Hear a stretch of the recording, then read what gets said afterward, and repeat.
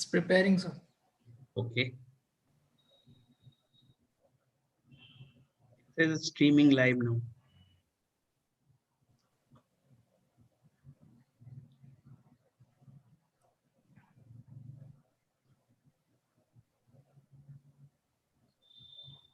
It's preparing, sir. Yes.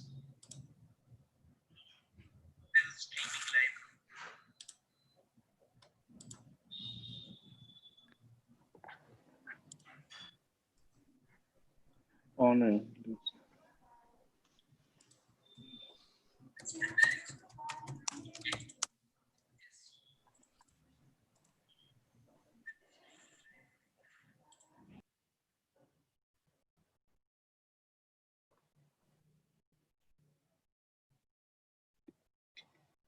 Hello, Sandeep. Yes, sir. We are live, sir. Yeah. Are we live? Okay.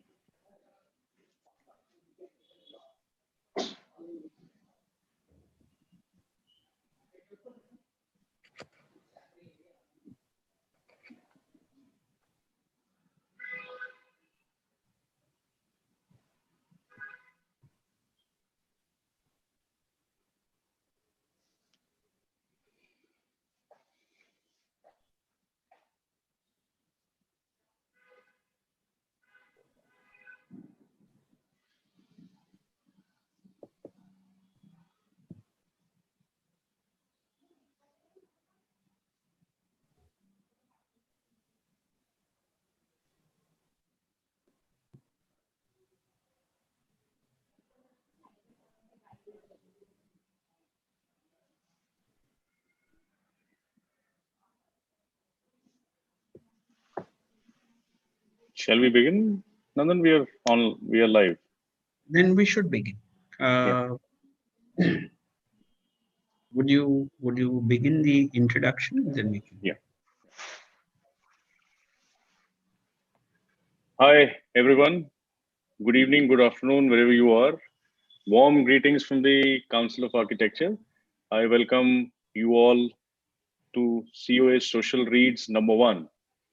This is another vertical that we've just started, and we are inaugurating the issue with Professor Juhani Pallasmaa, and we are honored to have him here with us.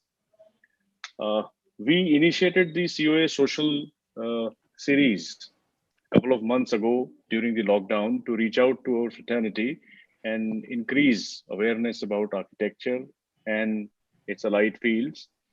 And we have done about 12 dialogues in the COA Social Dialogue platform, which have been a great hit. And we have stalwarts like Dean and Doshiji and so many others who have come and discussed their thoughts. We think dialogue is a very important aspect of architecture and architectural awareness, because dialogue increases interaction, and dialogue also increases the thought process and increases the interaction amongst fraternity.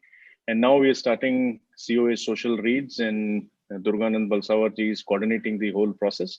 And here we are with the first in the series, COA Social Reads with Professor Juhani Pallasmaa. It gives me great pleasure to you. Welcome, Professor Pallasmaa. Welcome to Council of Architecture and COA Social Reads. It's an honor and a pleasure to have you on this platform and inaugurating this platform of COA Social Reads. It basically concerns books written by eminent people like you, and dialogue and thoughts on those books. And I'm sure we have lined up a couple of more in the series, and we'll come out with more interesting discussions in this vertical as well. And Nandan, I hand it over to you to explain the reads further.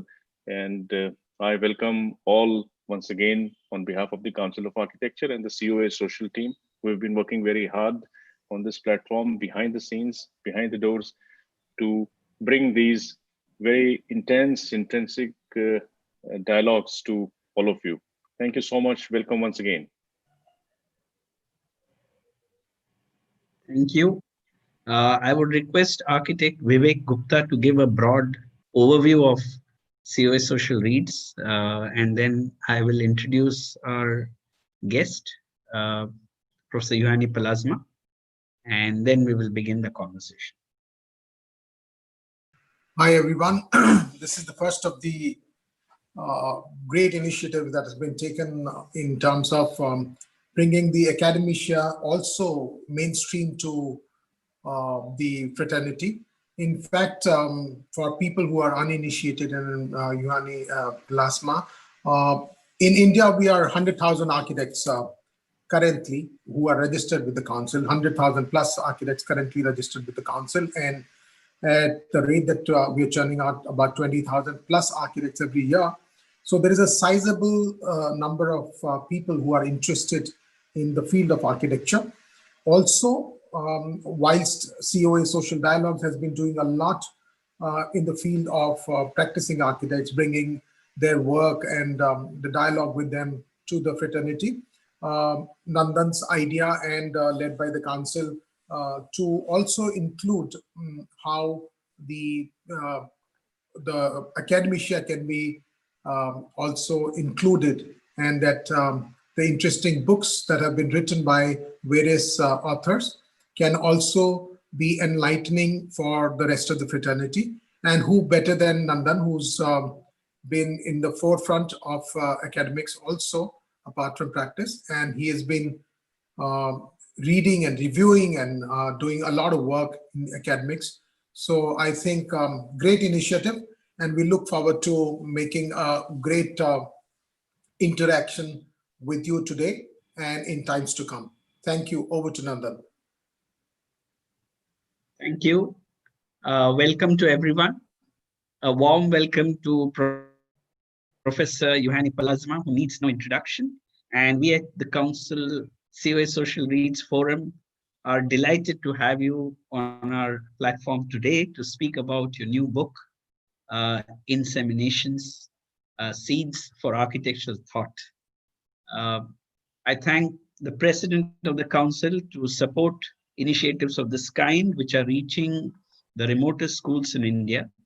And we have schools from Southeast Asia, Malaysia, Singapore, Sri Lanka also who've logged in. And so let me first briefly, Professor Pallasmaa, thank you for joining us. I would briefly read an introduction, though we all know you need no introduction. It's a formality that we would perform. Professor Juhani Pallasmaa is an architect, designer, writer, and professor emeritus, and has practiced design since 1962, and between 83 and 2012 through his office in Helsinki. He has held prestigious positions at the rector of the Institute of Industrial Design, director of the Museum of Finnish Architecture, professor and dean of the School of Architecture, Helsinki University of Technology, and several visiting prestigious professorships in the US. He has taught and lectured in numerous universities in Europe, North and South America, Africa, Asia, and Australia. Professor Pallasmaa has been an esteemed member of the Pritzker Architecture Prize jury between 2008 and 2014. Professor Pallasmaa is also an honorary member of SAFA AIA Admiriba, an academician of the International Academy of Architecture, and has received numerous Finnish and international awards and 5 honorary doctorates. He has published 60 books and over 400 essays. That's what the official note says. But I just learned a few days back that it's crossing 900. The figure 400 is not quite right. Am I right, Professor? It's touching 900 or more. Wonderful, wonderful. Even today, I found 2 more in my files. Wonderful. Over 900 essays, articles, and prefaces, which have been translated in a minimum, I think, at least 35 languages. His widely known books, and these books have reached almost every school of architecture and student in India: The Embodied Image, The Thinking Hand, The Architecture of Image, Existential Space in Cinema, and of course, The Eyes of the Skin. So today's conversation is inspired by the new book, Insemination, Seeds for Architectural Thought. Professor, if we may start, I would maybe start with a small provocation and then As you said, you celebrate uncertainty. I think it can flow as it flows. This conversation, the context of the book, over the last few decades, you often mentioned that the task of architecture is to resurrect the experiential encounter, the experience of architecture, and as a dialogue between the human self and the act of spatial construct. Uh, could you elaborate on this journey of yours, because which culminates in this book, which is an encyclopedia of, I think, the past few decades. Would you elaborate on this idea for us, and then we can unfold in the way it unfolds? Let me start by saying that I never consciously decided to become a writer. In fact, I wanted to become a medical doctor, a surgeon to start with. And I don't know even today what made me to enter the School of Architecture, which of course decided and determined my further life. In the middle of mid-1960s, I wrote my first piece, and then I have my writing activity has become denser and denser. And when I closed down my design activities of my office 10 years ago, I realized I had turned into a writer. And ever since, for the last 10 years, I have been writing 10 hours every day, including Saturdays and Sundays. And I'm every now and then asked, why did I shift from design to writing?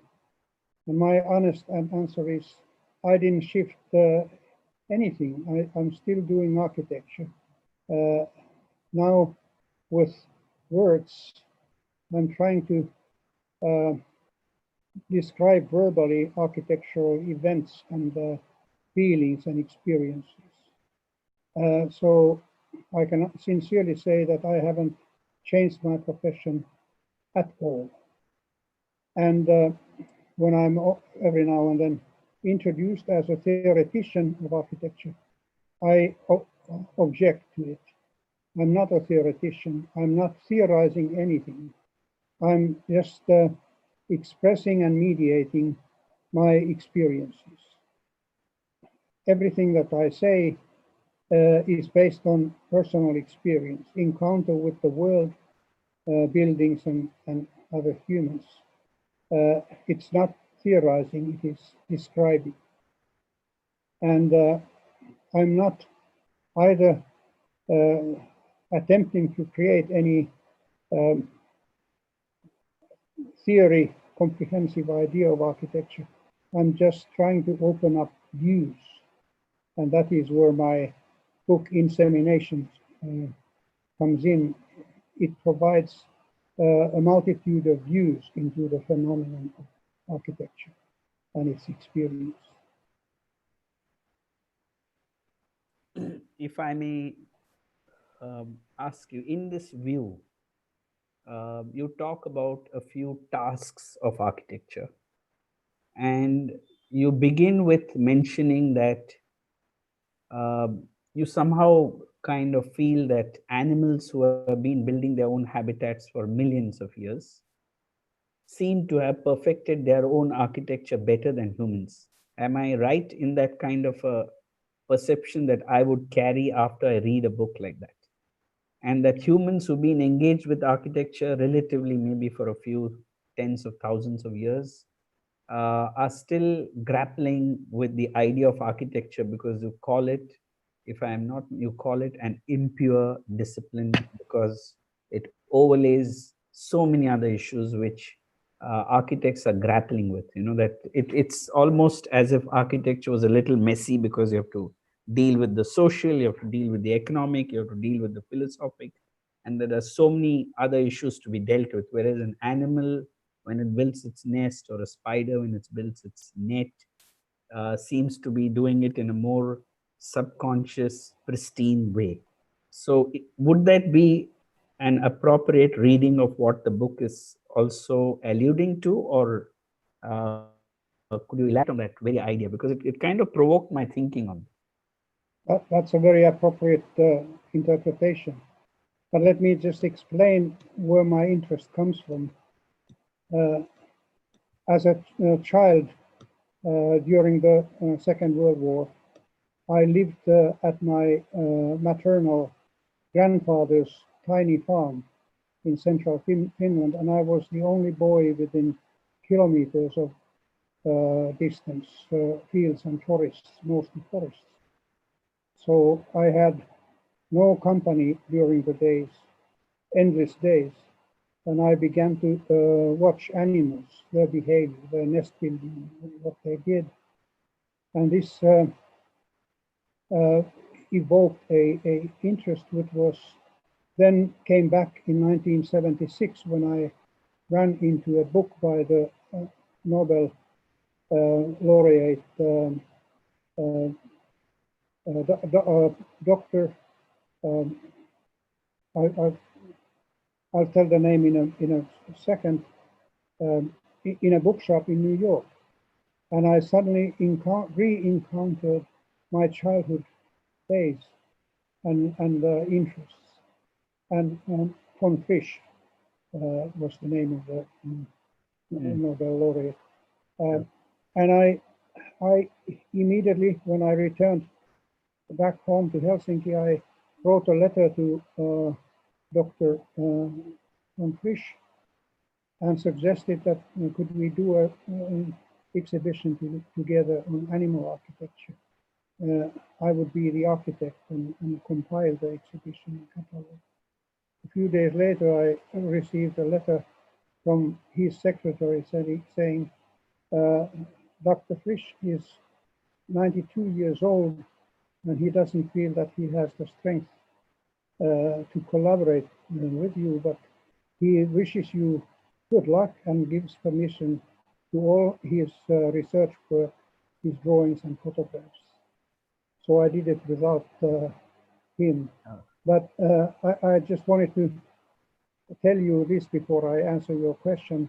Sure. To show how I drift from one thing to another.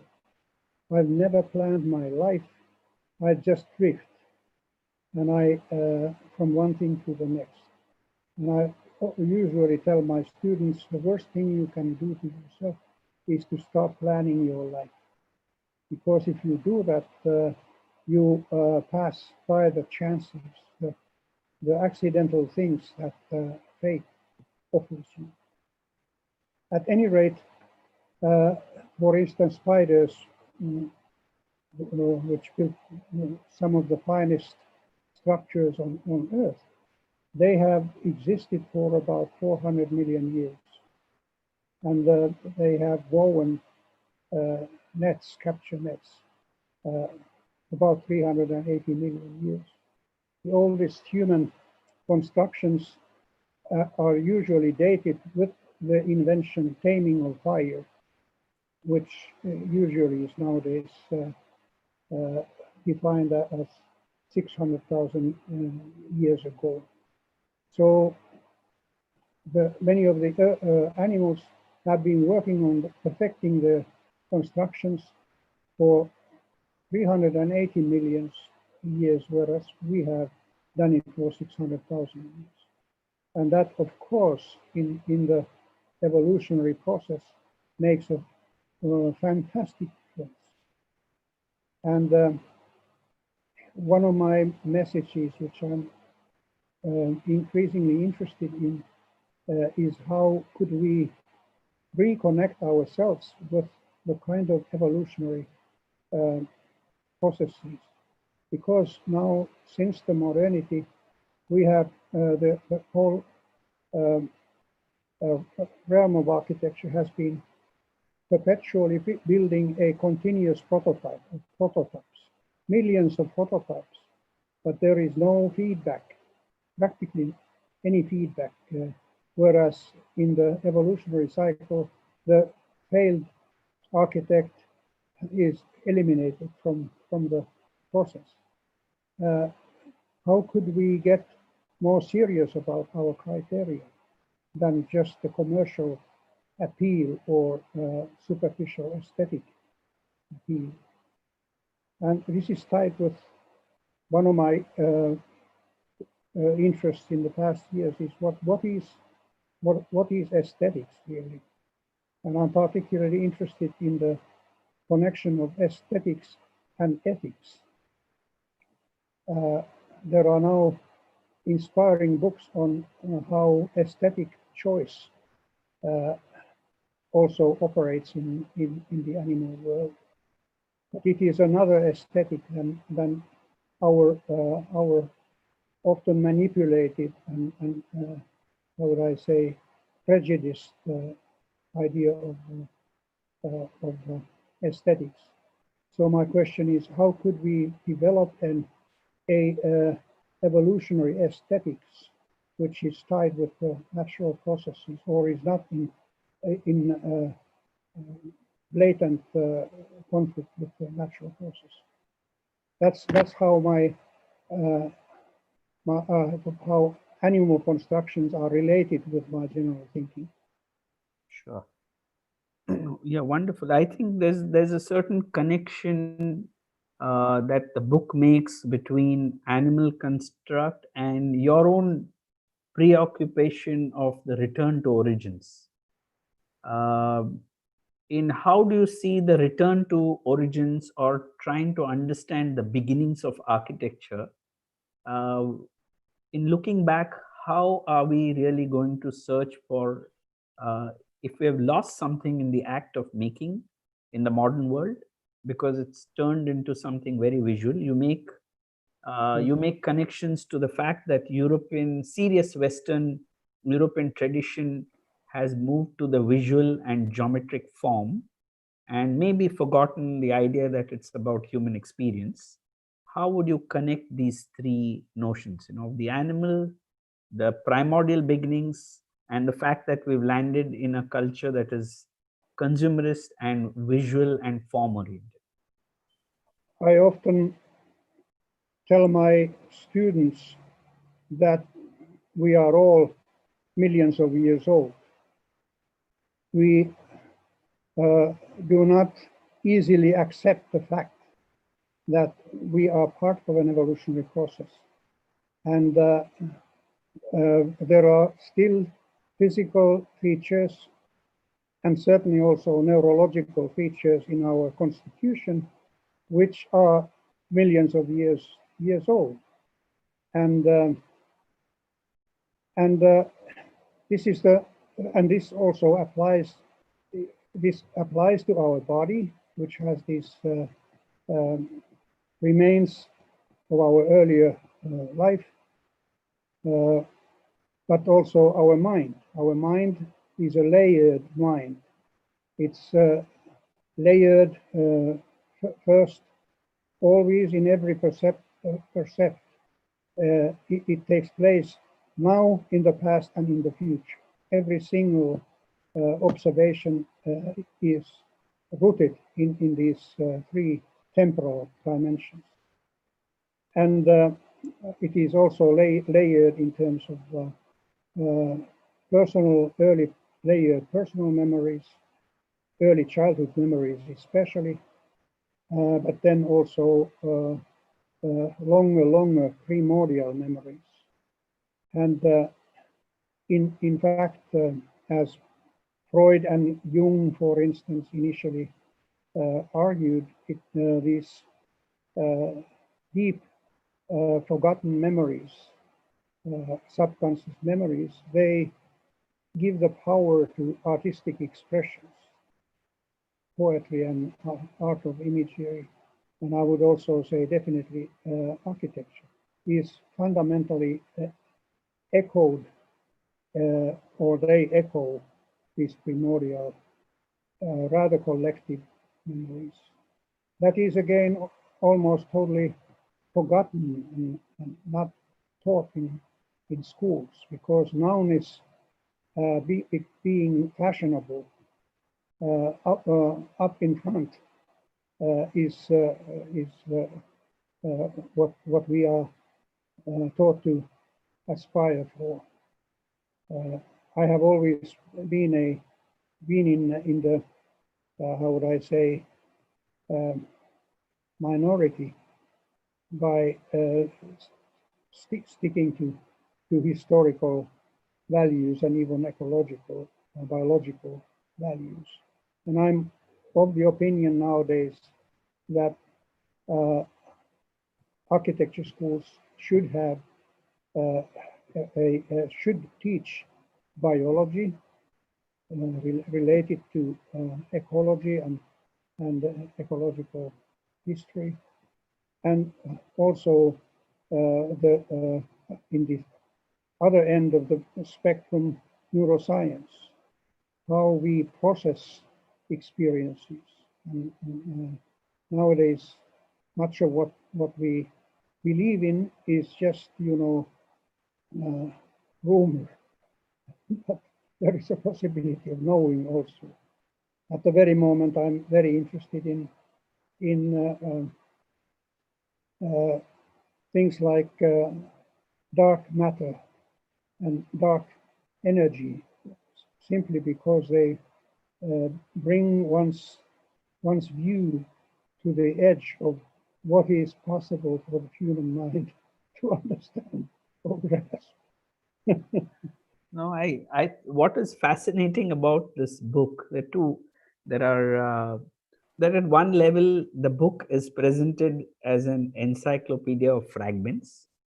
So if an architect or attempts to read the book, he almost becomes an archaeologist in some ancient site searching for fragments which can have many meanings.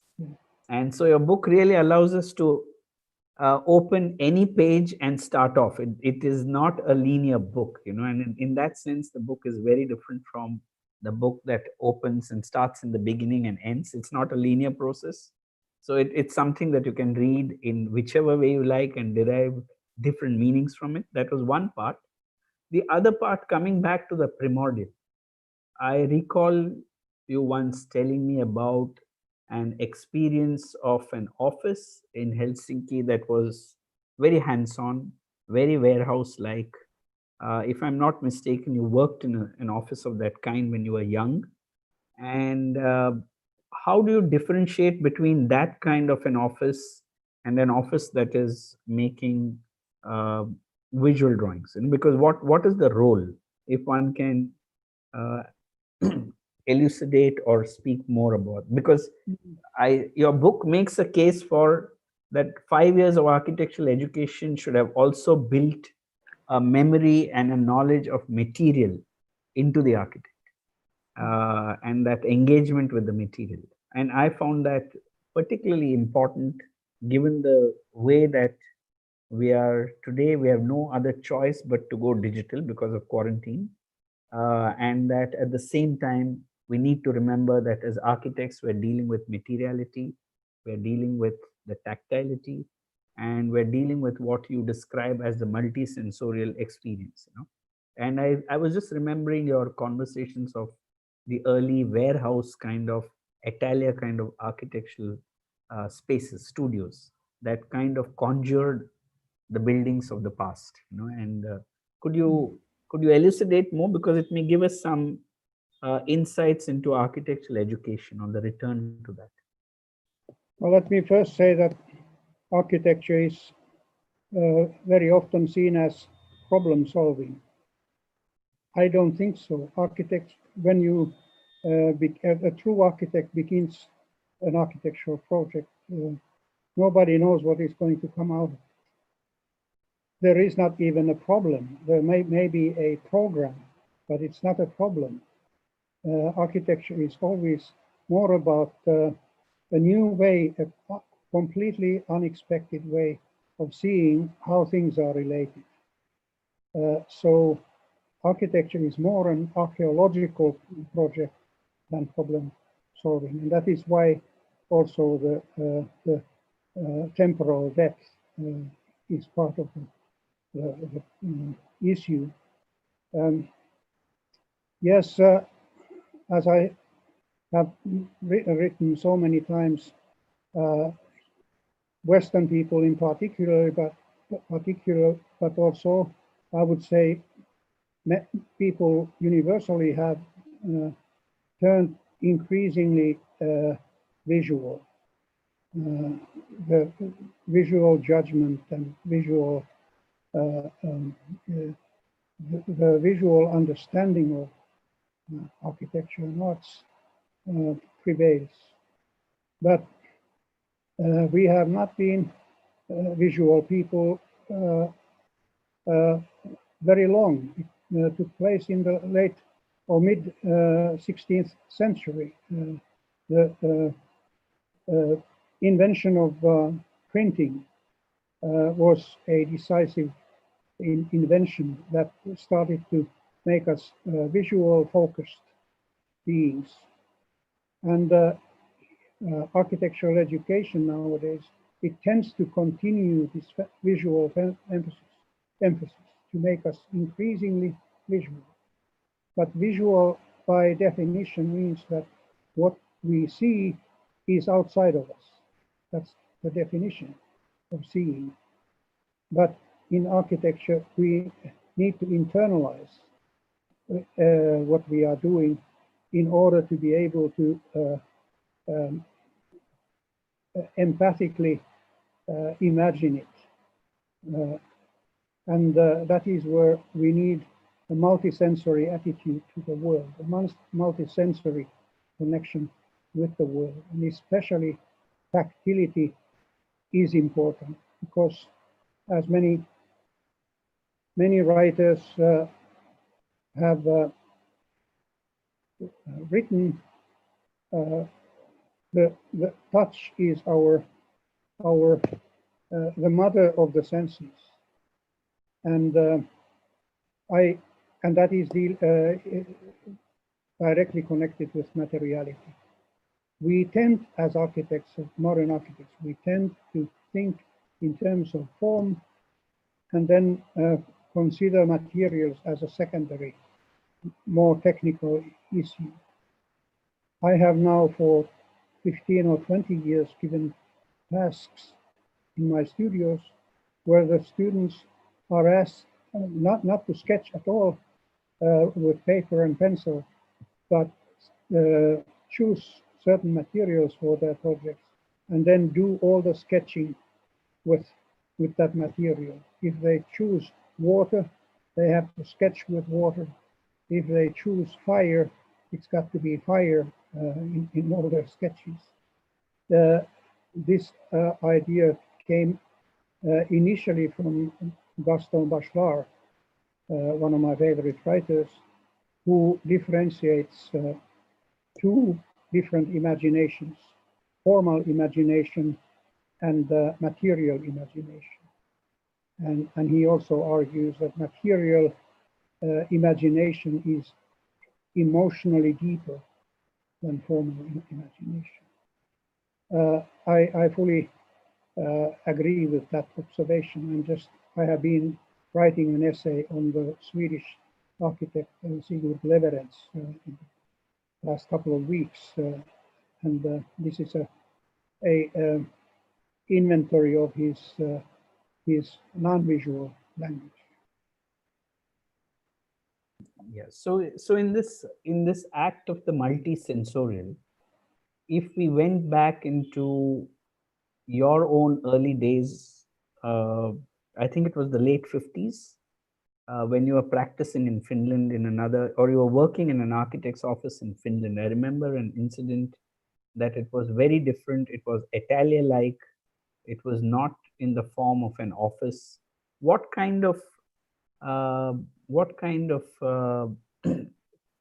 creative inspiration derives based on the kind of office that an architect sets up?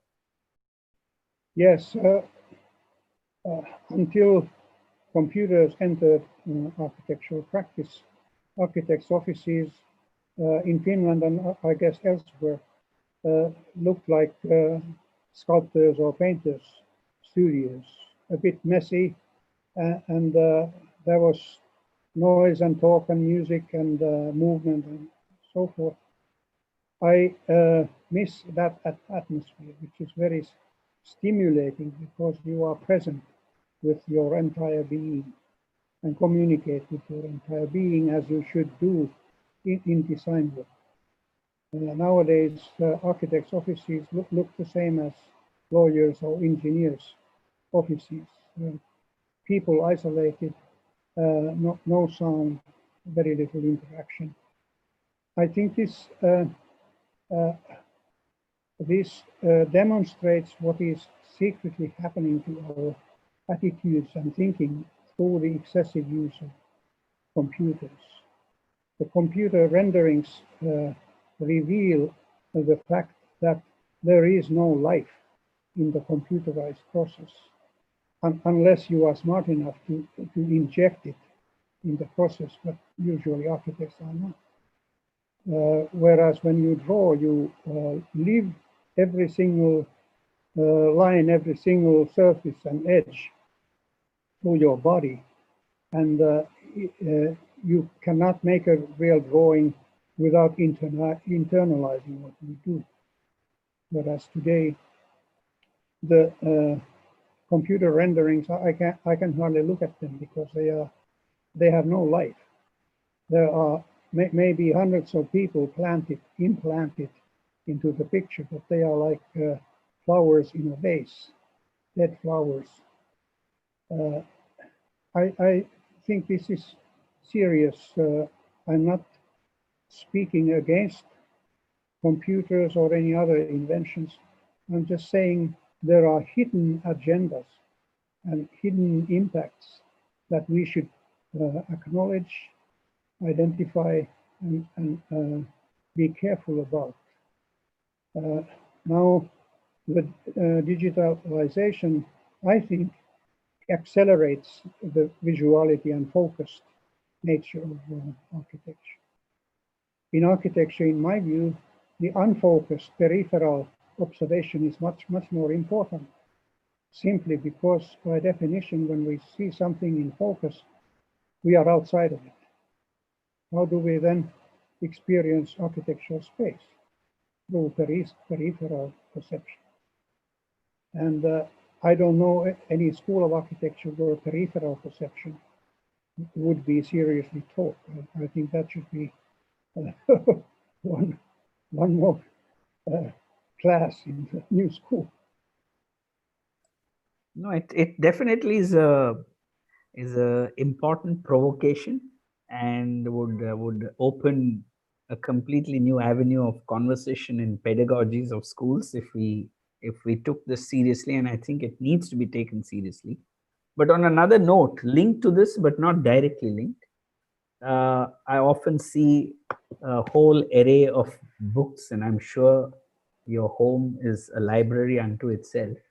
There's an array of books, and I recall an early statement you made that when you began in the early years as a young architect, you had divided your library into architecture books and other books. Am I right? And then there was a revelation across the years in the way you categorize the books in your library. Could you share that with us on how does one recategorize the value of a book in a library? Because you had divided it into architecture books, and then I think there were two segments called the other books, and which had music, which had film, which had theater, which had about city life. So could you elaborate to us? Poetry, yeah, poetry especially, poetry.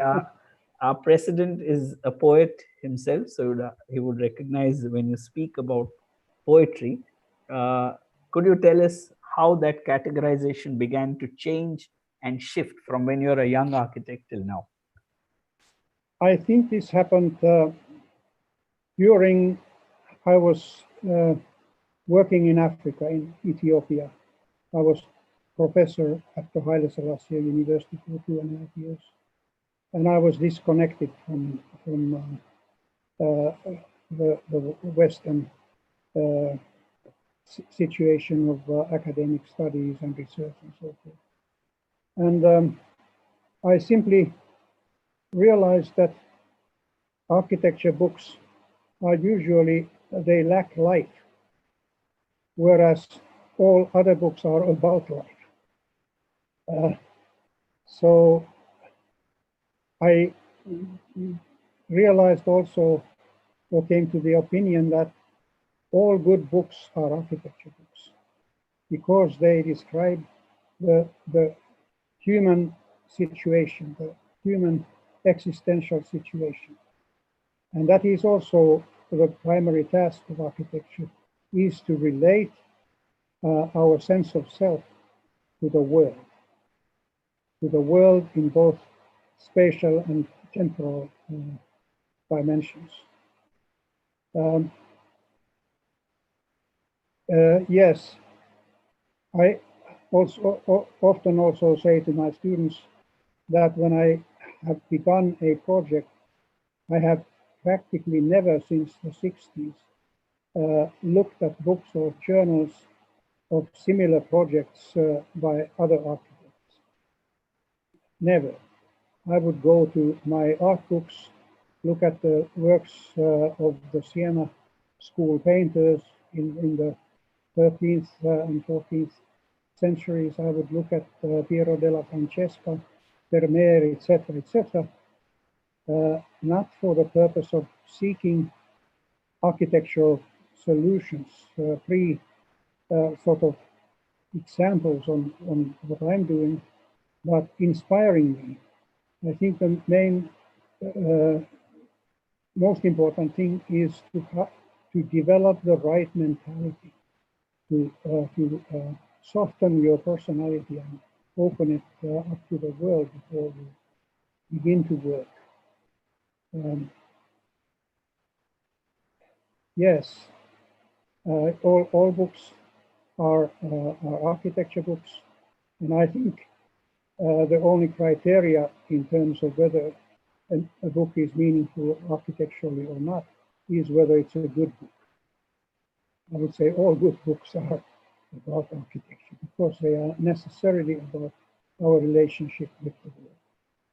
Wonderful, because I think in that context, the book Inseminations really opens it up. It is paradoxical. It calls itself an encyclopedia and is yet open-ended. And it seems to appear that the book celebrates the idea of the fragment, that there are several fragments that come together, and there is no desire or urge to make it a linear unfolding, make it logical in the sense.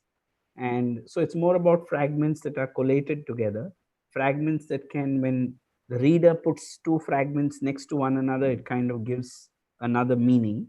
And maybe let me know if my reading was right again. You would be happier if the reader derived his own or her own meanings after reading the book, rather than meanings that you would want to prescribe onto the reader.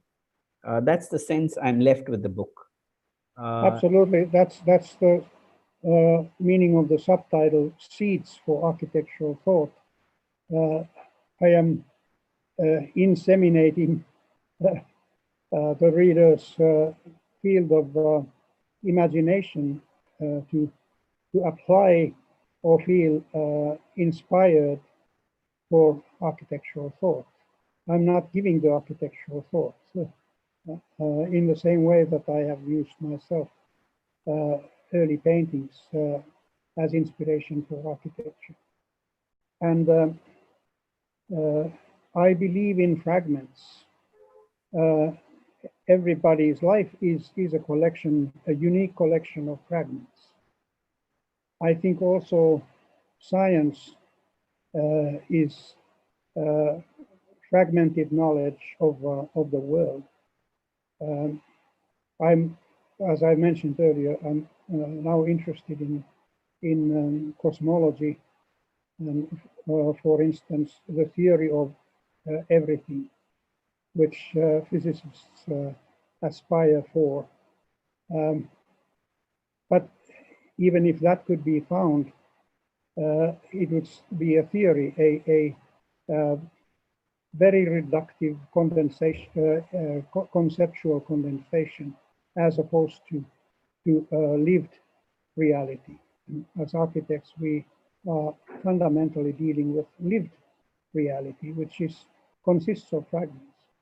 So our work as architects is engaged in fragments, absolutely.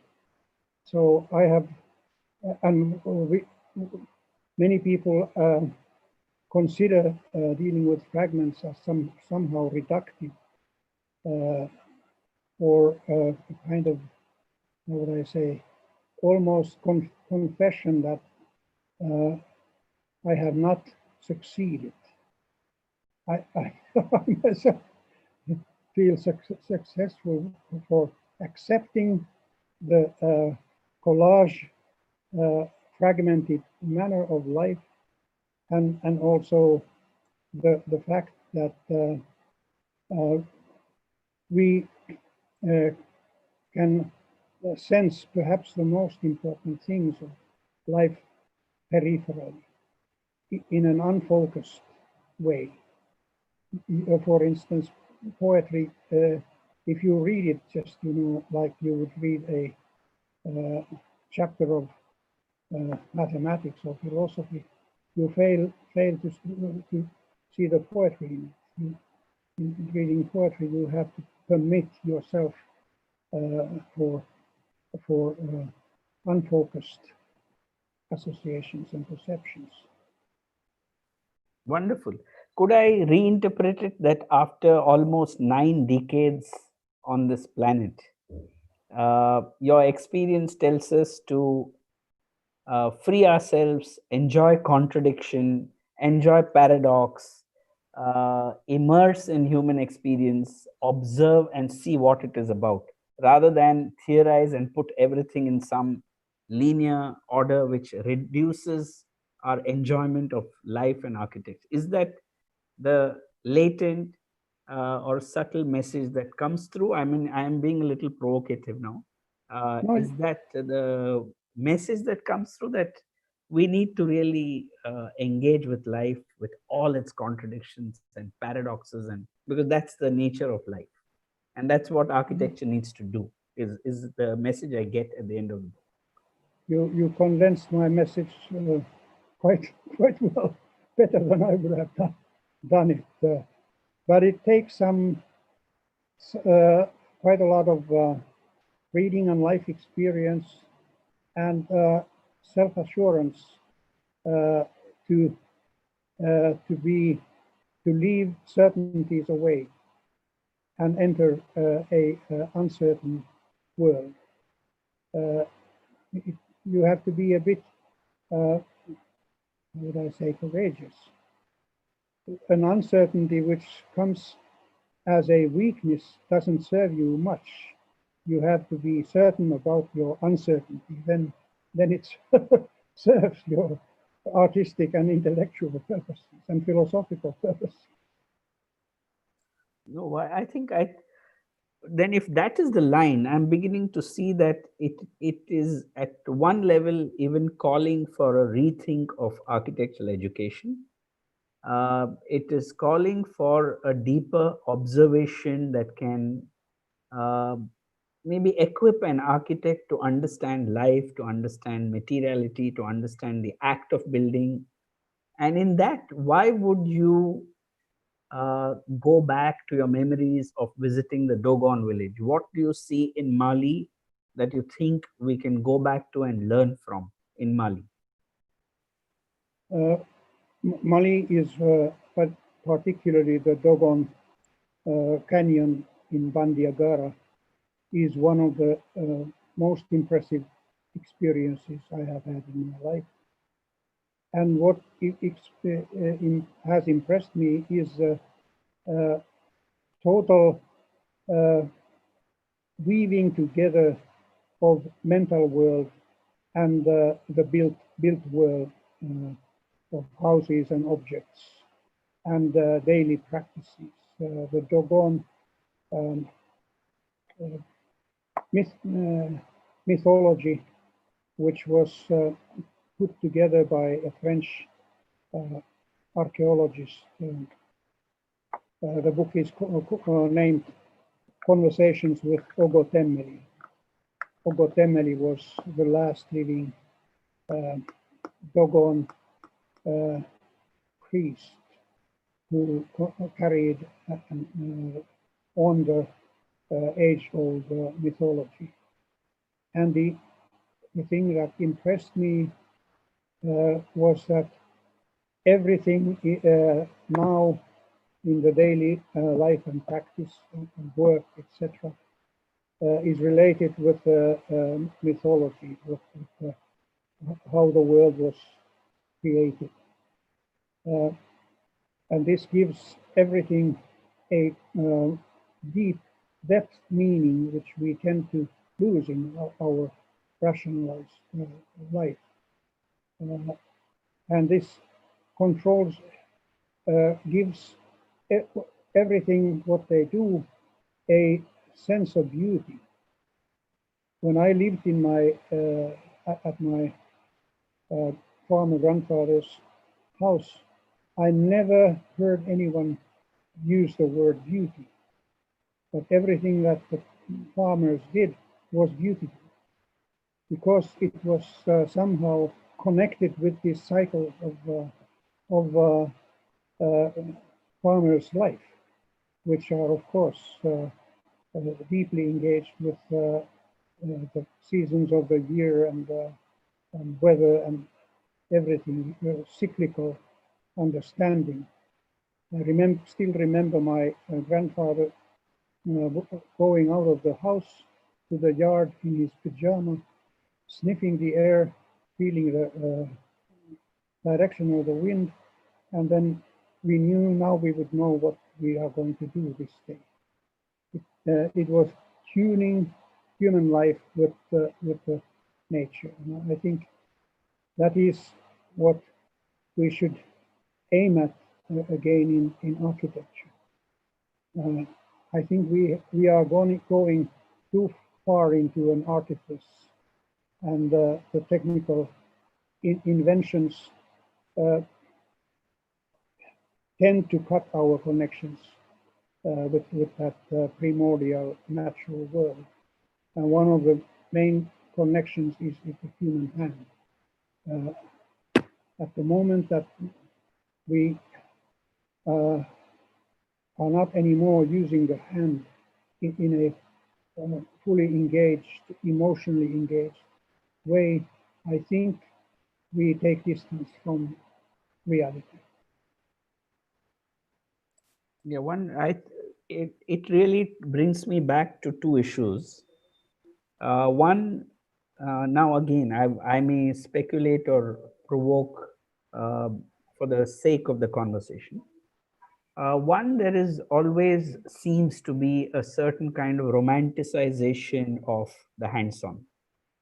And the romanticization of the hands-on in the contemporary architect, for some reason, still appears to be very concerned or obsessed with the idea of how it looks, versus the manner in which Professor Doshi also talks about the Rajasthan bunny villages, and how they intuitively built their homes, and the intuitive building, and vernacular architecture also shows that there was an intuition that built, and then the process made it beautiful.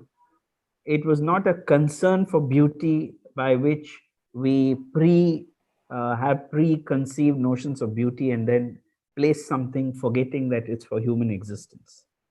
And is that one of your core investigation in this book? And though presented in fragments, I think one sees a hidden weave of this idea. Well, I have become very concerned with beauty, what beauty is.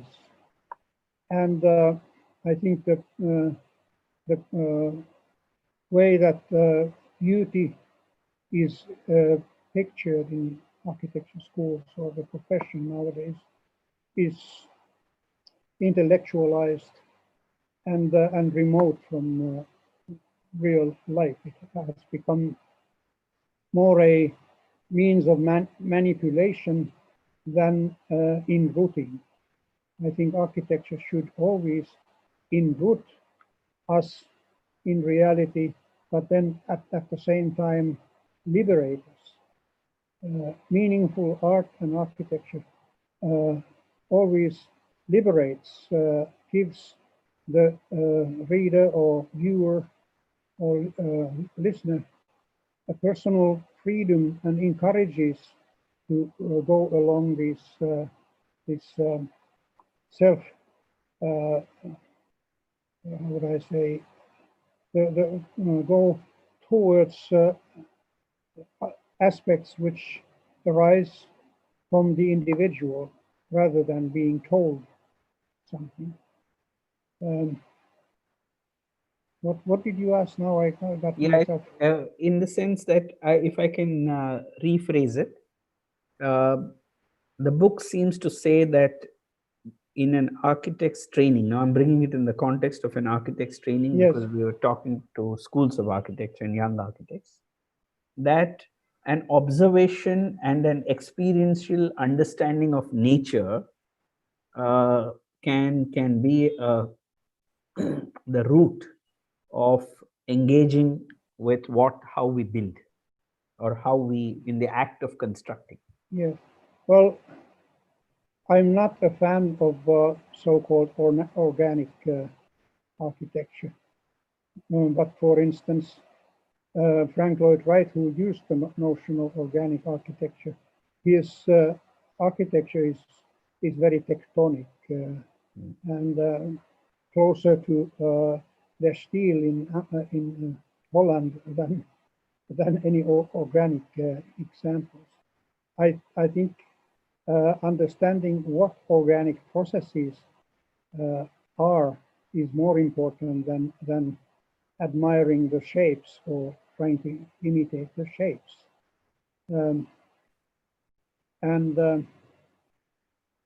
Well, again, I lost my... No, in that context, if we read back, in that context, how did Dhaka, Louis Kahn's assembly building, how did it fascinate you? Because at one level, we have a very intuitive process of the Mali community in Dogon. Like, it's almost like the community in Kutch or in Bani villages in northwest India. But then we have Bangladesh and we have Louis Kahn's assembly. How did it inspire you? What was your experience when you experienced that building when you're in Bangladesh? Because there are two different ways of the act of construction. Yes. Well, when I was taken to the Parliament building and I saw it from half a kilometer's distance, I had difficulties keeping my balance because I was so overpowered by the force of geometry. It was so powerful. And I remembered an earlier experience about 20 years before in Luxor, Egypt, at the Karnak temple, where I had an architectural experience that I have never had before or after. I lost my sense of self. The architecture was so authoritative and powerful that I became part of that geometricized pharaonic space myself, which was a fantastic feeling. But that is what great architecture does. We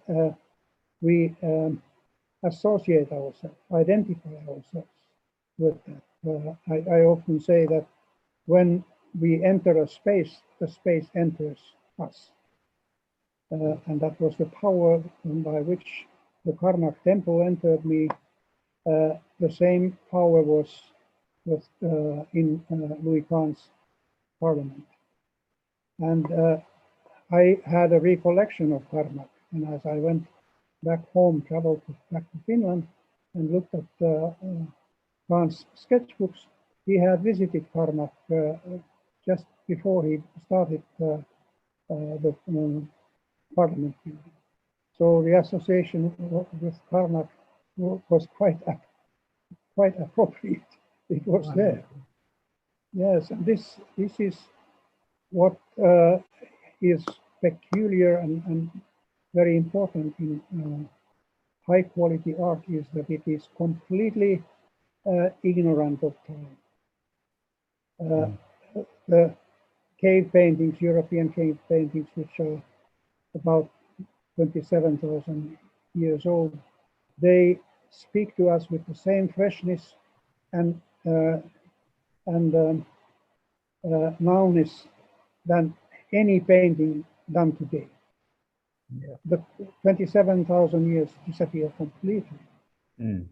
But it also works in other fields, more intimate fields. I often advise my students to select the mentors carefully and not forgetting the possibility of taking an artist or thinker or writer who died 500 years ago as their mentor. And for me, for instance, Piero della Francesca has that role. My great friend, Tapio Virkkala, the legendary Finnish designer, he often told me that his real teacher was Piero della Francesca, although Piero died 472 years before Tapio was born. But in the reality of art, you can travel back and forth, and smart ones do it and gain from that time travel. Amazing. In that context, how do you see the experience of medieval towns? So we've seen Dogon, Mali. We've visited Louis Kahn in Bangladesh. What are your experiences of medieval towns? So you were there. We met at Venice the last time, and I know Venice has become a little commercialized, but still carries its old charm. But what would you say is your experience of medieval towns? Was there another act of construction there that because there is a risk of romanticization of medieval towns because modern life is very different, but at the same time there may be lessons that we can draw as contemporary or 21st architects in the 21st century that we can still learn from medieval towns. Are there any lessons there, or what would your...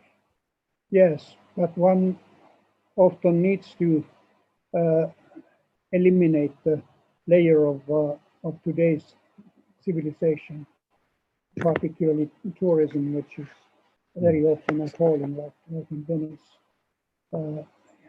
Venice is best, as Joseph Brodsky, who spent 27 of his last New Years in Venice, writes in his book, fantastic book, Watermark. Venice is best in the winter, when there is a bit ice in the streets and the ponds of shallow ponds of water, because there are no tourists then. I have experienced it several times, and it is delightful. No, the medieval town, it reflects so powerfully the density of medieval life, the density in spatial terms, but also in terms of knowledge, and particularly the mythical world. That is why I think I want to visit certain places over and over again, is because these places bring me next to a way of life which has already disappeared. It is a way of life and ways of thinking and believing that I appreciate. Yes, there are, of course, visual aspects about the medieval town which have been much romantically what is the word, utilized for commercial purposes. Sure. You know, I think having alluded to the fact of there's a way of life, beneath those layers, the book seems to kind of say that if there is a certain expression of life where we need to feel happiness, we need to feel pleasure, we need to feel life is meaningful, we really need to feel engaged in life in a very active, vivid manner. You seem to be saying that there are three kinds of meaning. So don't categorize it so clearly. I'm, for the sake of provocation, again categorizing it. I know the book doesn't categorize it, but you seem to hint at that there are three ways of looking at things or deriving meaning. And you state it as the scientific, the artistic, and the mythical. And the Dogon somewhere is placed in the mythical. How would you differentiate these three ways in which human communities today live, and maybe they reduce the way, instead of enjoying the whole of life, they compartmentalize themselves into certain silos and lose a larger experience of life? Is that what the book is attempting to convey? In a way, as you said, not directly, but I have also written in the past few years about the categories of science and art. Gaston Bachelard separates absolutely image, concept and image.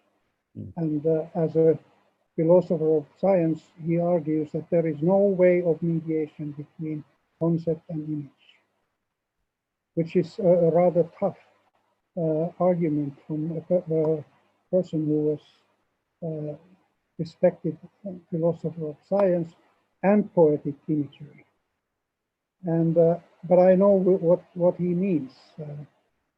Science deals with concepts and abstractions, whereas the artistic world might have concepts and abstractions as components, or as especially components of the process. But finally, it has to focus on lived experience, because that's the world of art. And Bachelard says that the scientific approach cannot say anything meaningful about life.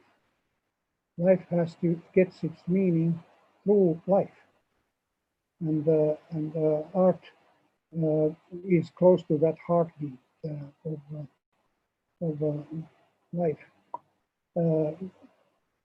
Brancusi, one of my favorite artists, he didn't write much, but he has a sentence in which he says that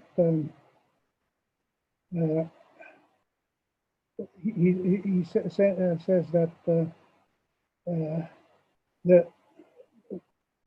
a real piece of art needs to give immediately at once a sense of life, a sense of breathing.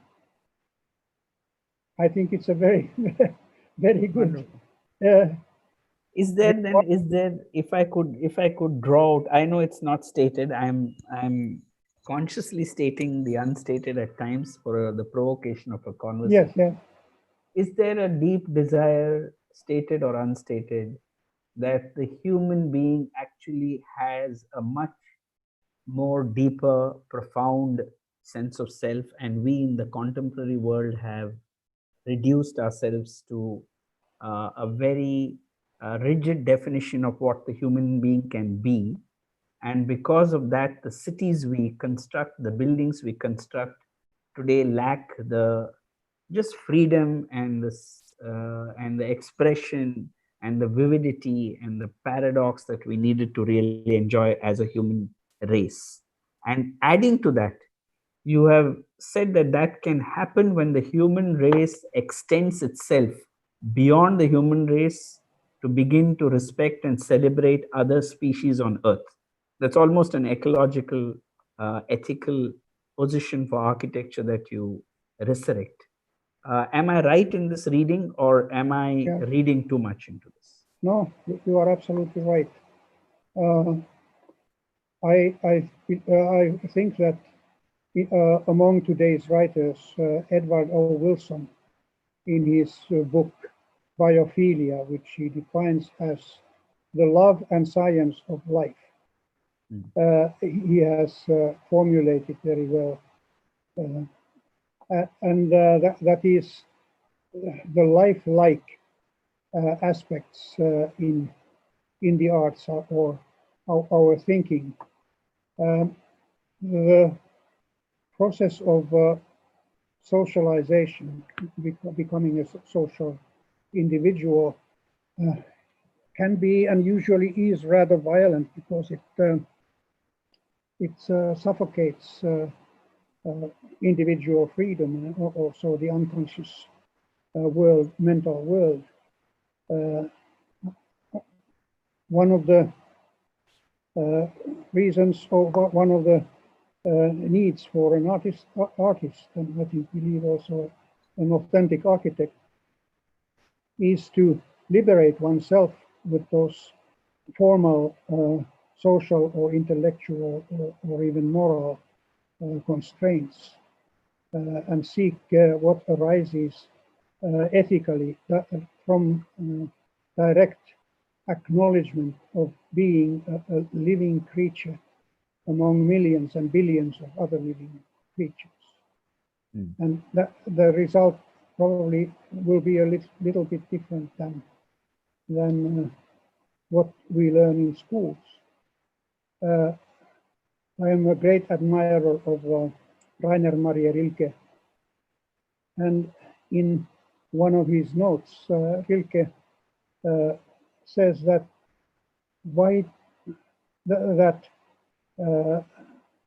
artists and writers should exercise their imagination in the same way that sportsmen exercise their muscles.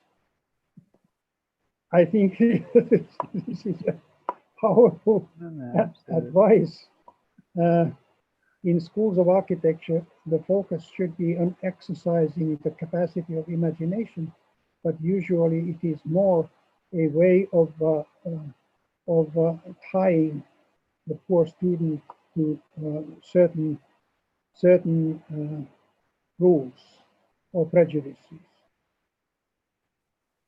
What comes across in this, and again, if we can venture into the gray area of paradoxes, I'm fascinated by the way for the last few decades you have seriously engaged with a certain rigor into the study of neurosciences.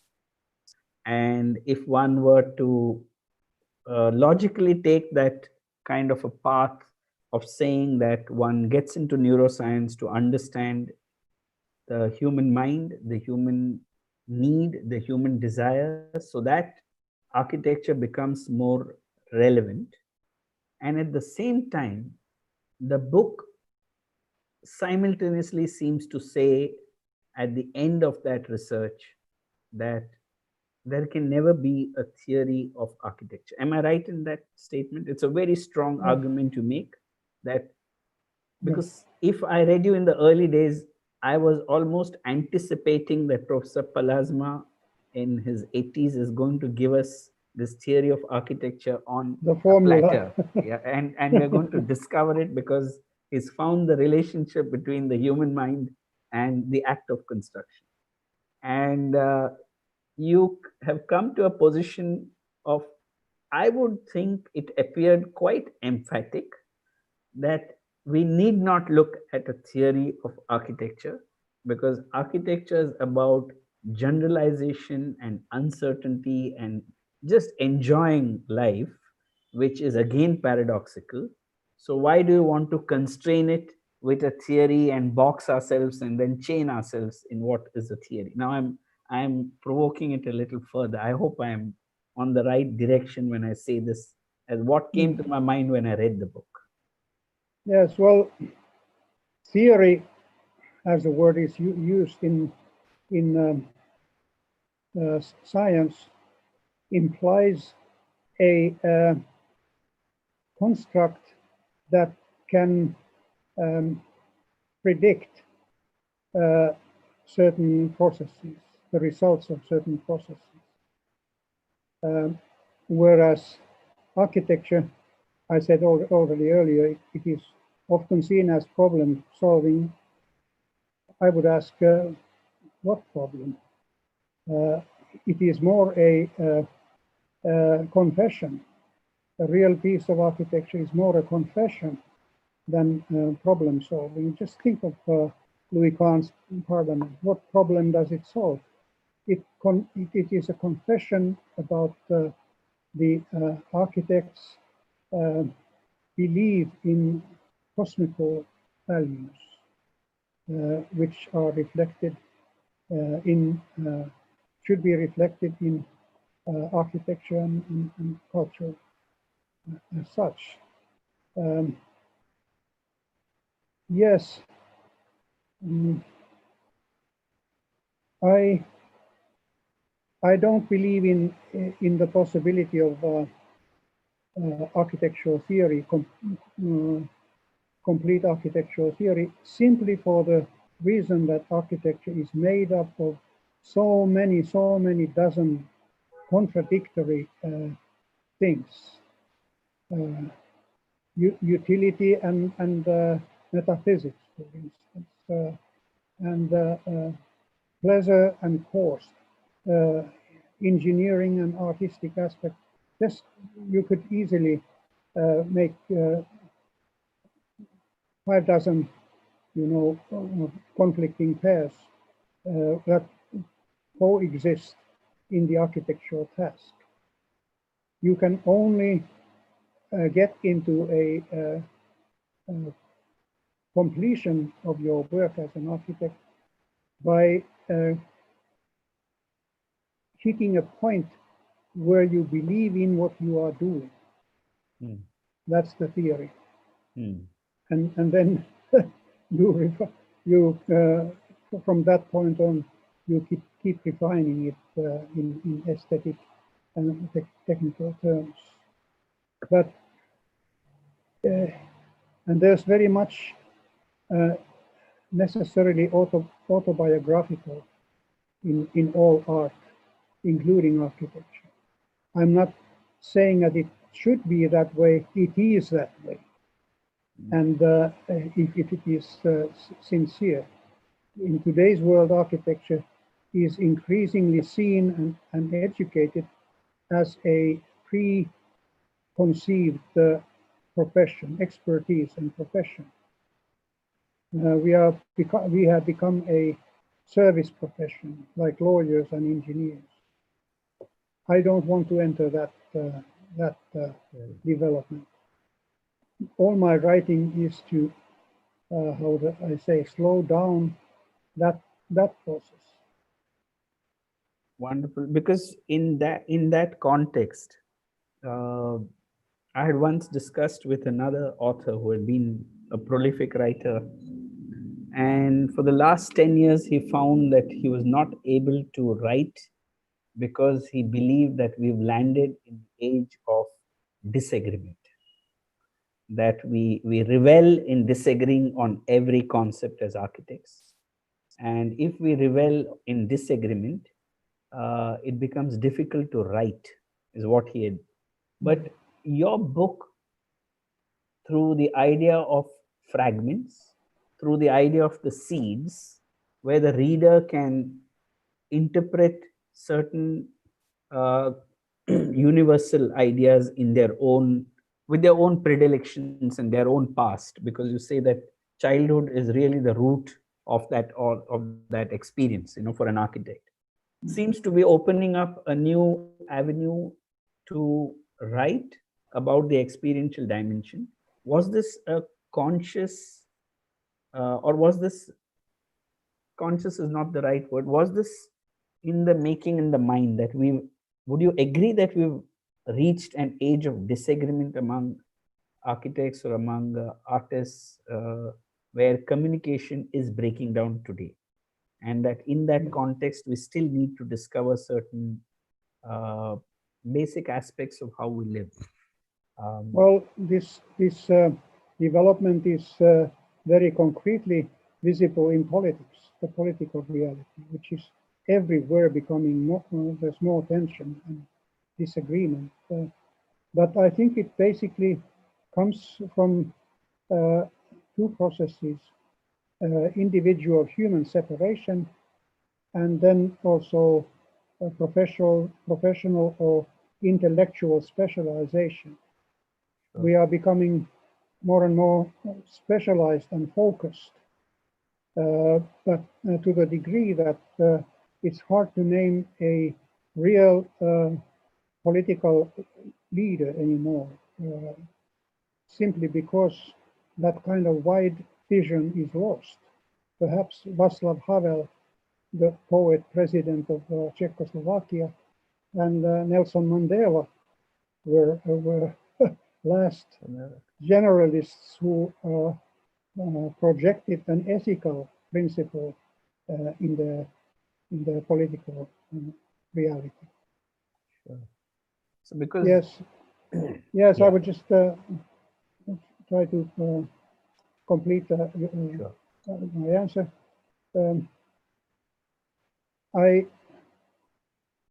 I think we, in architectural education and profession, we need to strengthen the empathic relationship to the world. Now, even among the most celebrated architects, the design task is seen as a personal possibility of manifesting one's beliefs. Mm. There is another way of working through empathy. And I think empathy is something that should also be trained in architecture schools. Sure. The today's architectural atmosphere with architectural publications, it feeds a lack of empathy rather than empathy. This is again a somewhat tender issue because empathy is easily seen as something, how would I say, romantic. In the same way as atmosphere as a concept has been neglected by architects and seen as something romantic, which should be left to stage designers and window decorators. Whereas we have not noticed that every moment in our lives is strongly influenced by atmosphere, something we do not consciously analyze or perhaps even recognize, but it tunes our entire being and consequently also directs both our feelings and thoughts. Would it, if I could extend on that idea, it seems you seem to also hint at the fact that probably filmmakers and artists today are engaging in the imagination of space in a deeper way than most architects. Am I reading it in the way I need to, or am I? Absolutely, absolutely, absolutely. I said earlier that I used to look at old paintings to get inspired. When you look at paintings of Fra Angelico, for instance, how he depicts buildings in Italian towns, they are almost like living creatures. Houses are buildings are almost conversing with each other in Fra Angelico's paintings. It is architecture is primarily, in my view, a mediating relational art form, which gets its power from connecting this and that, both in visual or auditive aspects in the landscape or location, but then also connecting metaphysical ideas, perhaps religious ideas in some cases, with practical aspects of life. My favorite philosopher is Maurice Merleau-Ponty, and he has a wonderful line where he says that we come not to see the work of art, we come to see the world according to the work. This applies to architecture completely. Wonderful, wonderful. It just means that architectural education and the very practice of architecture needs to then re-engage with this larger aspect of life if we believe that society needs to be uh, just happy with its paradoxes and really attempt to immerse more in life. Is that what we are saying? That Yes, yes, but also what, intellectually, we should, limit the time and interest that we spend inside a bubble of architecture and open ourselves to literature, poetry, science, all the arts, etc.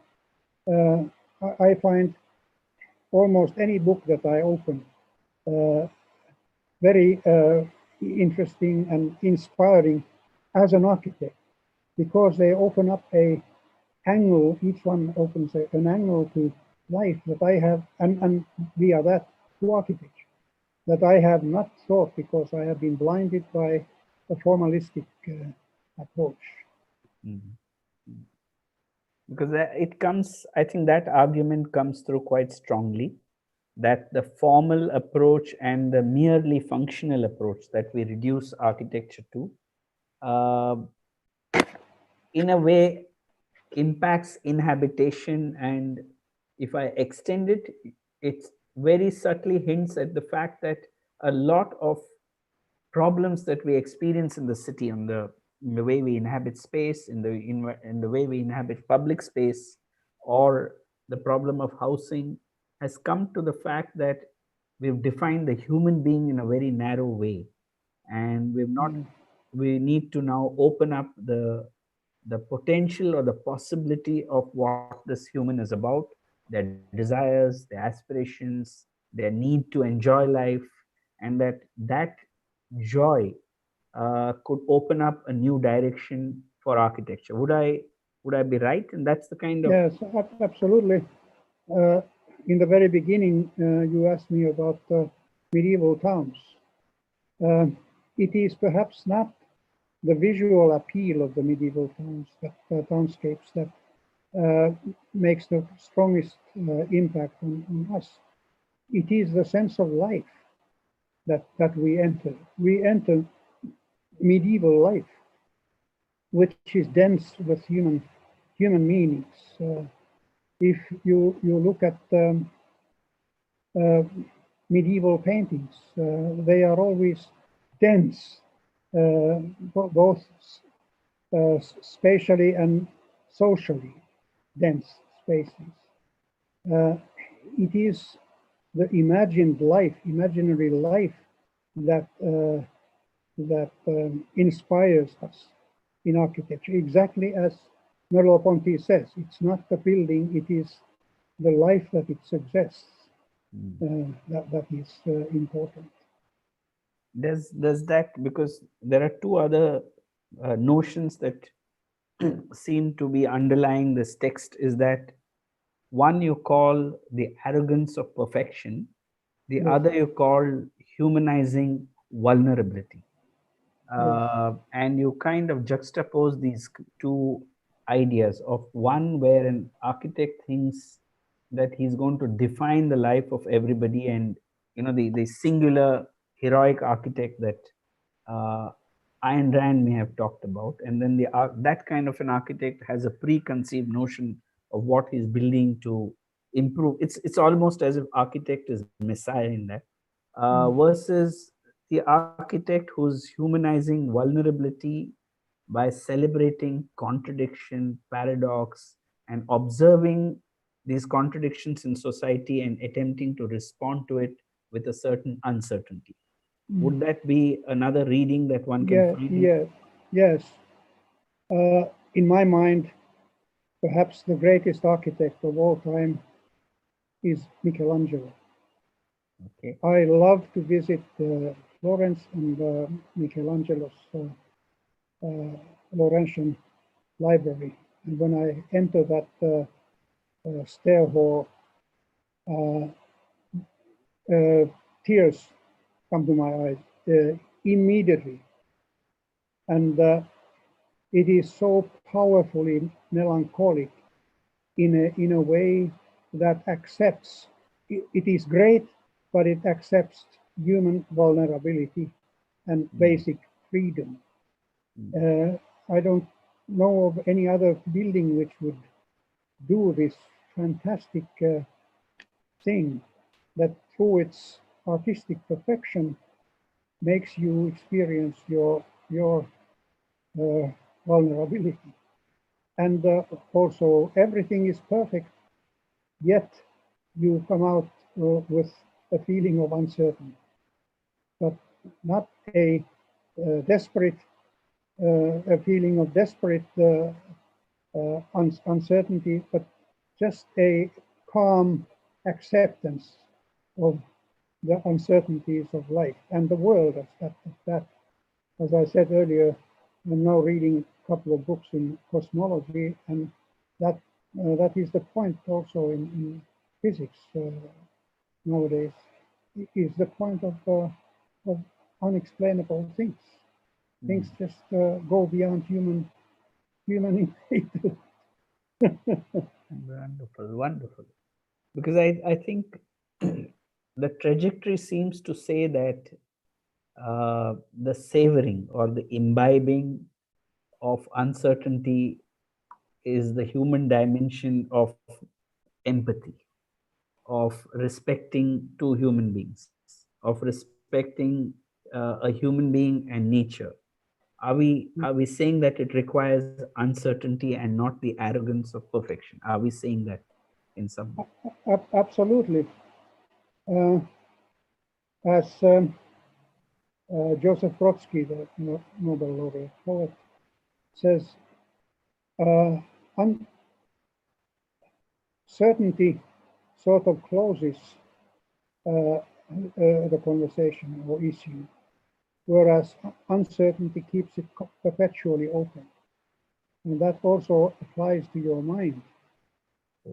At least I'm trying to maintain my constant uncertainty at the face of things.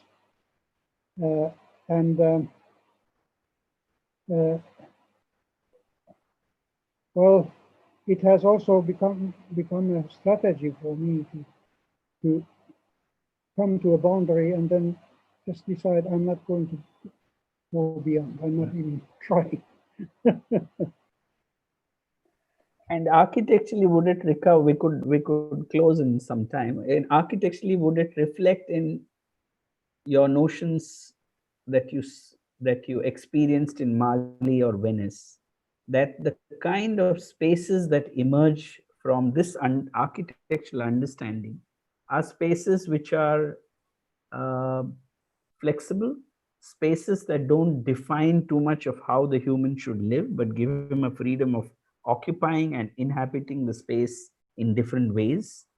And when the way of inhabiting that space changes, the meaning and the memories that the community carries about those spaces also changes.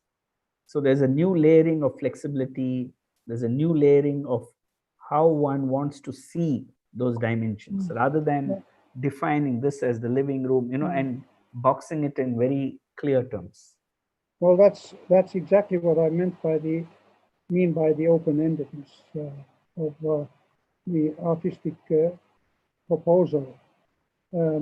It is a stimulation to feel and think, but it doesn't give an answer. It cannot give an answer. And that is when I said 27,000-year-old cave paintings move us powerfully. Yes, because they bring us to the permanent dimensions of being a human.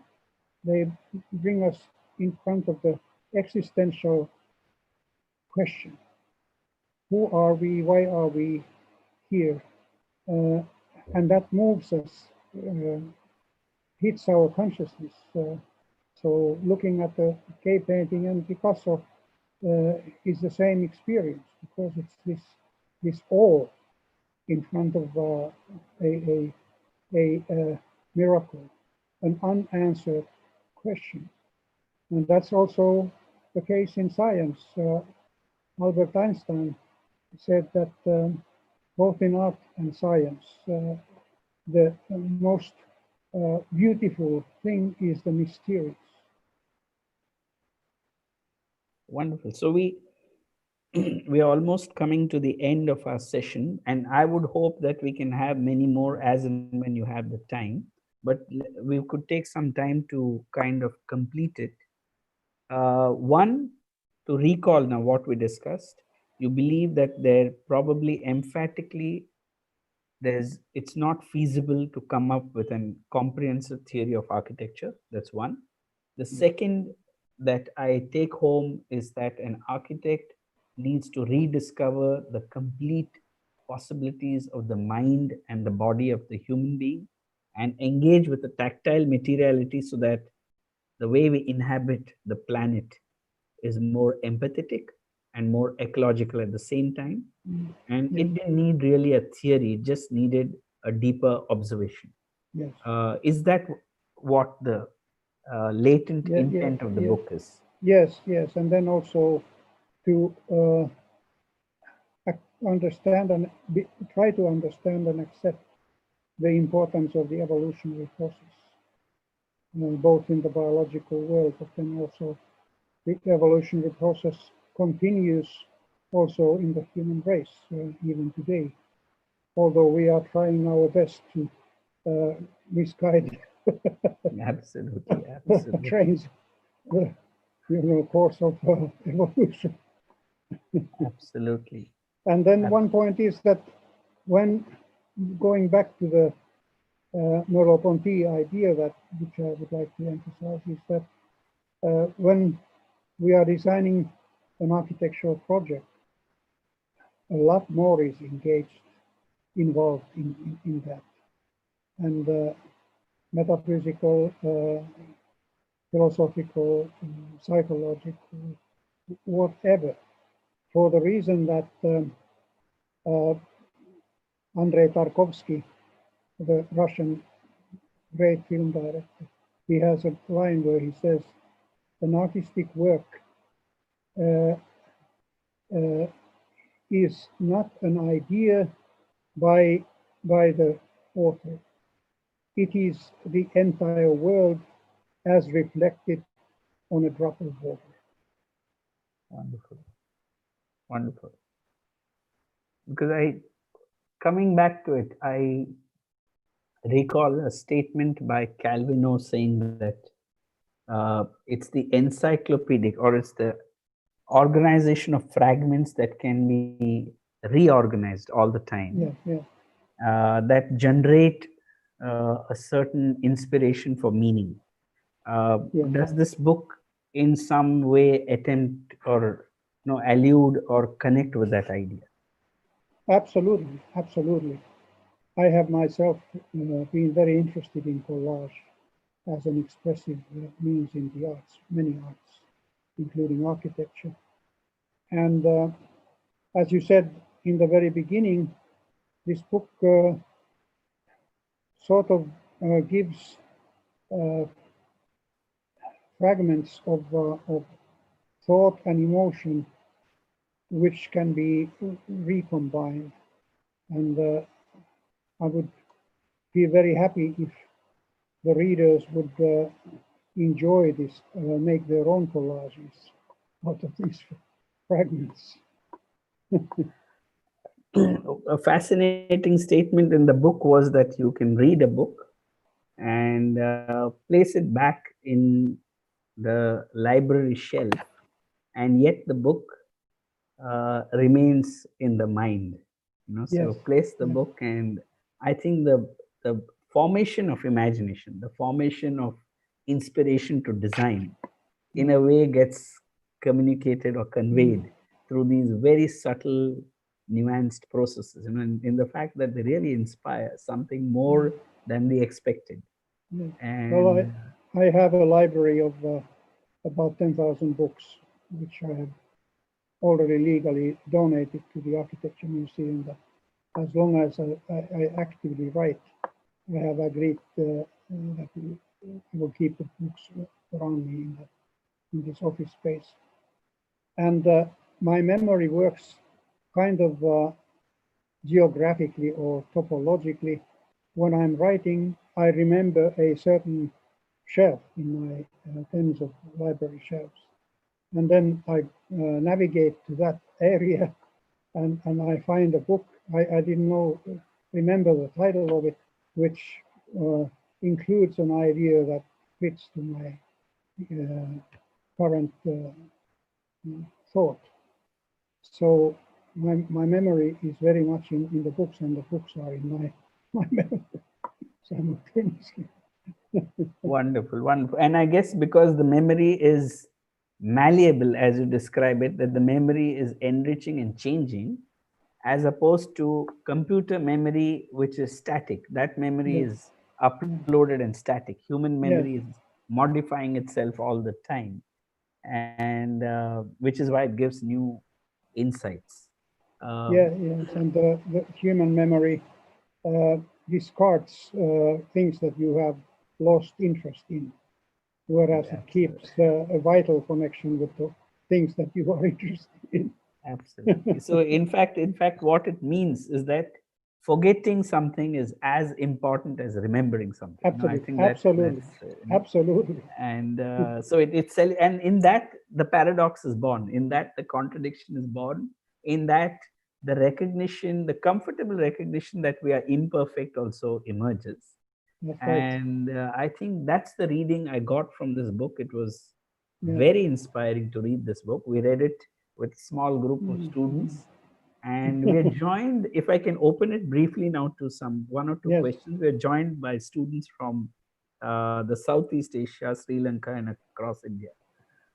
One of the students raises the question, if you are not for a comprehensive theory of architecture, can there be a fragmented juxtaposition of part theories that just allude to a sense of what the whole could be? Absolutely. That's what I'm my life's work in writing is compiling the ingredients, fragmented ingredients for an impossible architectural theory. That's what I'm doing. Wonderful, wonderful, very paradoxical, and we await definitely the next book. And we look forward. I think you made again an unstated promise to us that your 90th birthday will be in India, and we shall await the 90th birthday. No, it will be Doshi's 100th birthday. Doshi's 100th birthday. Yes, when I left his 90th birthday, I said to him, Doshi, I will come to your 100th birthday.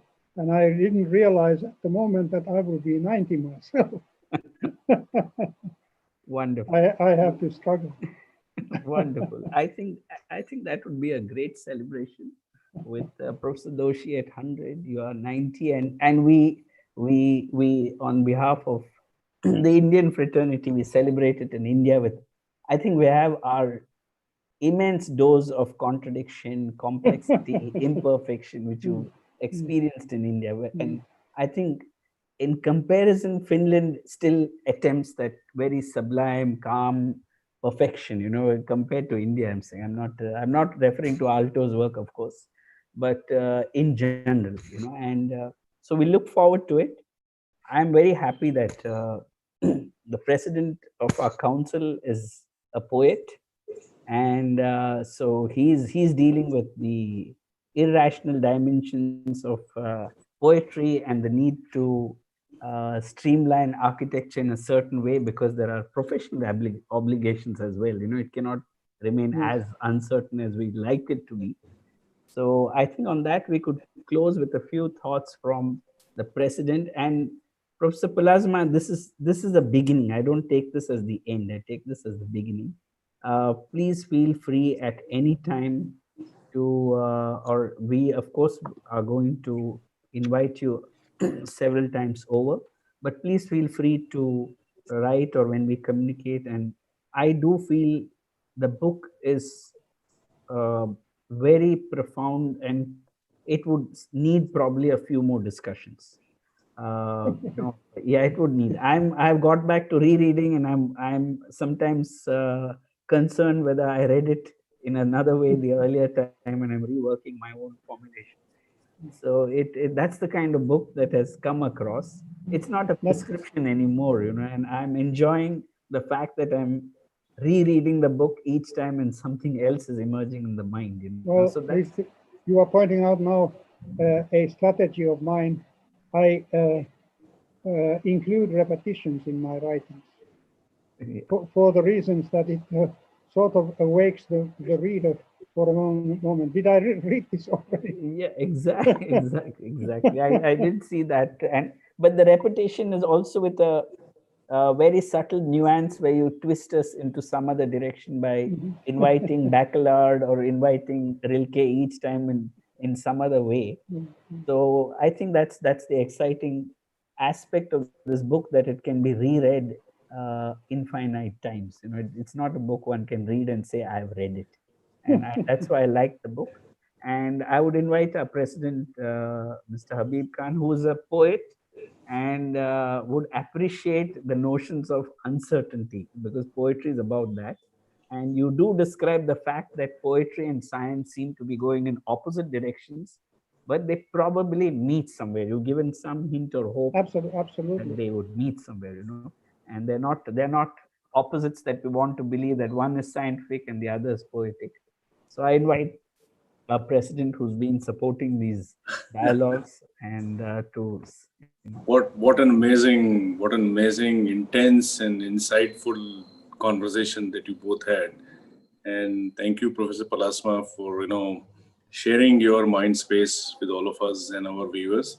Whether it was theory opposed to a theory, or the polymath, or void is the force which shapes a space, visualizations by the machine and humans, the comparison, it touched my heart really, actually.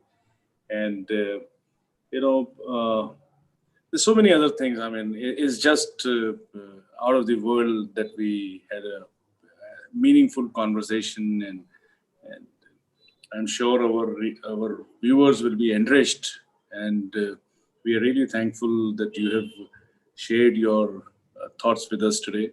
And thank you, Durganand, for an absolutely well-researched and very, very provocative and thought-provocative interventions that you did. Absolutely amazing beginning to the social reads. And like you said, I am really looking forward to the beginning that we have had with Professor Pallasmaa today. And we hope we have many such conversations. And you mentioned I'm a poet, but when you read a book, of course, yes, every time you read a book, you find something new in it. And that is the, good book, or that is the real thought that actually, you read it 10 times and then you find 10 meanings to the thought that has been expressed in a book. And that is, I'm sure, I'm looking forward to reading this as well by Professor Pallasmaa.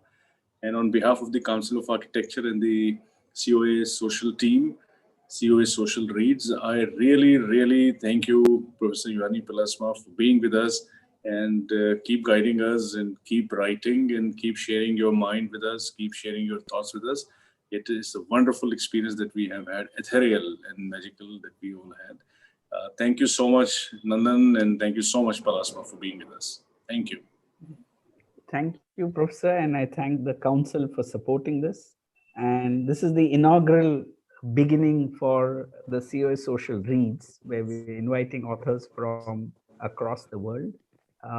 We have a whole range of authors who are coming in: Rahul Mehrotra, Ranjit Hoskote, many others, and Sanjeev Vidyarthi from Chicago. So we hope that, and I think we couldn't have asked for a more auspicious or inspiring beginning with the kind of reflective thinking and writing that Professor Pallasmaa presents.